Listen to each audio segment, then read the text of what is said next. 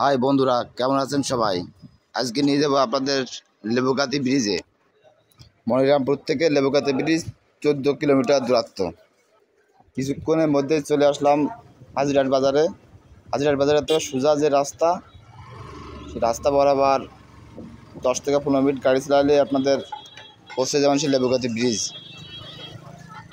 এখানে তো প্রচুর জাম আর জাম, চারিদিকে শুধু জাল, গাড়ির হর্ন বাজালে মানুষজন সরতে চায় না।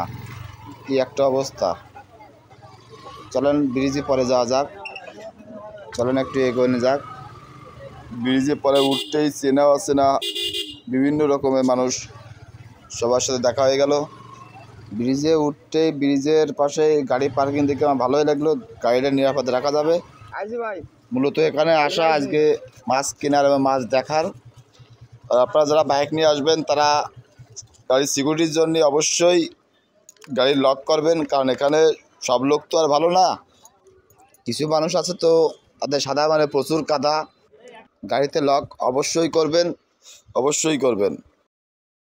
আমাদের রাশেদ ভাই দেখে ভিডিও বানাচ্ছে মোবাইলে, এর সঙ্গে দেখা হয়ে গেল আমার বন্ধু রাজু ভাই মাছ কিনতে চলে আইছে।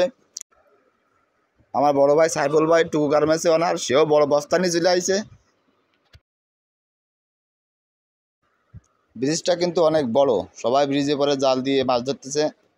গাড়িগুলো পার্কিং করা আছে সুন্দরভাবে। বৃষ্টির কারণে চারদিকে ডুবে যাওয়ার কারণে নদীতে প্রচুর মাছ চলে আসছে। যে যার মতো মাছ ধরে বিক্রি করতেছে। এখানে মাছ খুবই সস্তা, একেবারে খুব কম দামে বিভিন্ন রকমের মাছ পাওয়া যাচ্ছে। যদি আপনারা মাছ ধরতে চান, মাছ কিনতে চান, চলে আসবেন লেবুগাতি ব্রিজের পরে।